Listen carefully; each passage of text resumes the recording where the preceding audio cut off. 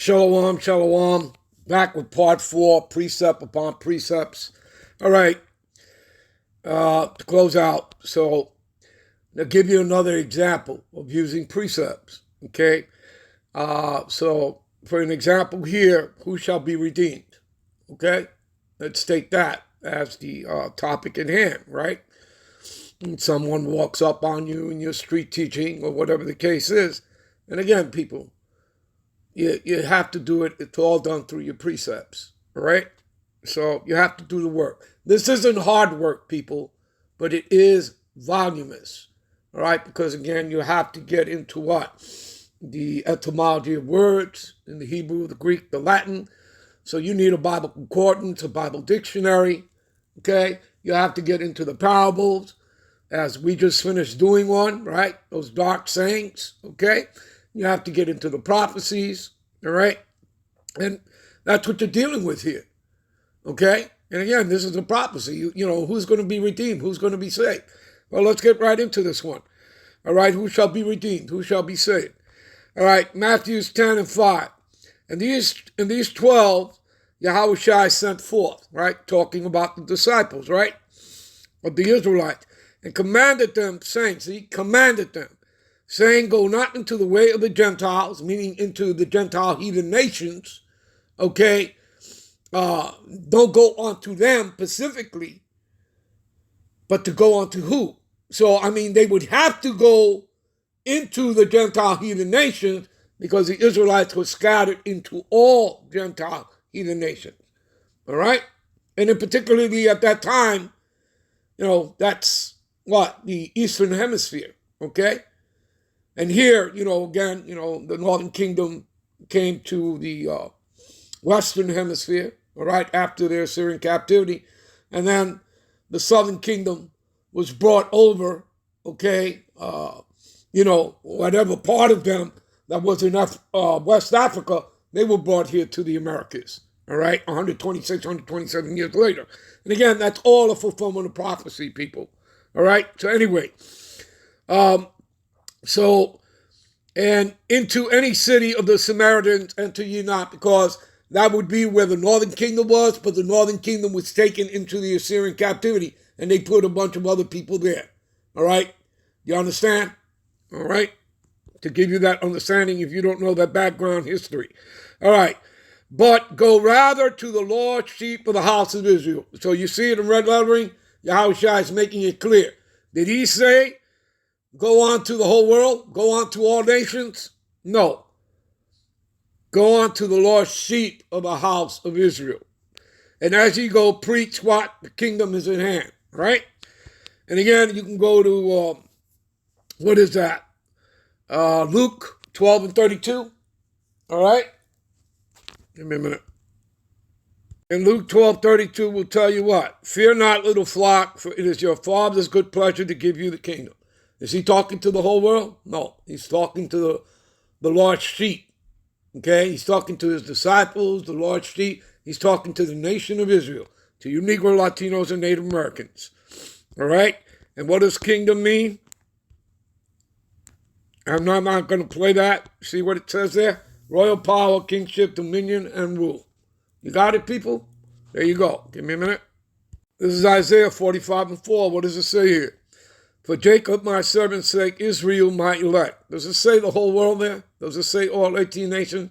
Does it say Edomites? Absolutely not, people. See? For Jacob, my servant's sake, Israel, my elect. Okay? So that's the only nation the Lord is dealing with. Now, is he coming back for everybody? No, just the elect of Israel. All right? And I have even called thee by thy name, and I have surnamed thee, though thou hast not known me. Right? Scroll down to verse 17. But Israel shall be saved in the Lord Yahweh. You see that? It doesn't say Edomites. It doesn't say the world. It doesn't say 18 nations, does it? But Israel shall be saved in the Lord with an everlasting salvation. Ye shall not be ashamed, nor confounded world without end. See that? There are many worlds. So John 3:16, when you read that, it's talking about the world of Israelites. And that's very, very simple, people. Okay, but you have to do the work. You have to break down. Okay, that word there is cosmo. If it was talking about the whole world, it would be oikomeny. Okay? And then all that really does is really link up. When you link up those words, okay? When you start linking up those words, all right, in John 3:16, okay, and you go into the word cosmos, all right, and it tells you harmonious, right, arrangement. Well, harmonious, when you go and Google, is tuneful as in a song. Okay? Melody, sweet sounding, harmonic, harmonizing, as in a symphony. Okay? Arrangement equals orderly. Okay? The word constitution equals composition. Again, as in an arrangement, as in a song. Do you understand? So when you put it together, it's talking about the new song. And who would have that? The elect of Israel, which again would link up with other precepts, okay? Like Revelations 14, 1 through 5, okay?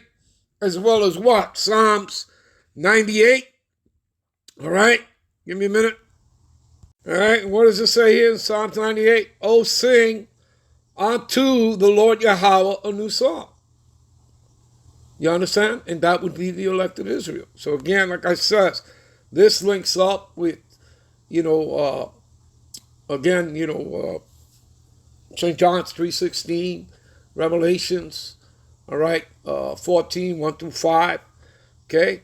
For he have done marvelous things with his right hand, who is Yahushua the Mashiach, right, his son, all right? Our Lord of Lord, King of Kings, his holy arm have gotten him the victory. See that? The victory comes through Yahushua. See, the Lord had made known his salvation, his righteousness, he have openly showed in the sight of the heathen. He have remembered his mercy and his truth toward the house of Israel. You see that? Doesn't say the world, right? So you see, mercy is for who? For the nation of Israel, starting with his elect. And all the ends of the earth have seen the salvation of our God power. There you go. All right? Give me a minute. This is Matthew 1:21. And she shall bring forth a son, right? That would be Mary, the mother, right? The father, of course, is Joseph. And thou shalt call his name Yahushua, and he shall save his people from their sins. See, that shall save his people. See, just another precept, people. Let's go to Luke 168 and 170. Give me a minute. You see what it says here, people? Luke 1:68. Blessed be the Lord God of Israel. See, the God of Israel, not the God of the world. All right, and remember, he created the other nations to serve us. That's why he created them. All right? He created the earth for us to rule. All right? And it tells you that in the scriptures. All right? Okay, what is that? What is that? Give me a minute. Yeah, you can go to 2nd Ezra 6:54 to 56. It'll clearly tell you that. Anyway, let's read this. Continue reading. Right? For he have visited and redeemed his people. See that? That's who he died for on the cross. That's who he shed the blood for. And in particular, out of Israel, the elect. He have raised up a horn meaning power of salvation for who? For us in the house of his servant David. Right? Okay, do you understand, people? It's clear, right? And as he spake by the mouth of his holy prophet, which have been since the world began, all right? See? That we should be saved from our enemies and from the hand of all that hate us. You want that? Let's go to Psalms 83, and it starts with the tabernacles of Edom. All right, people, hope you were edified. I'm out. I'm on to the next one. Shalom.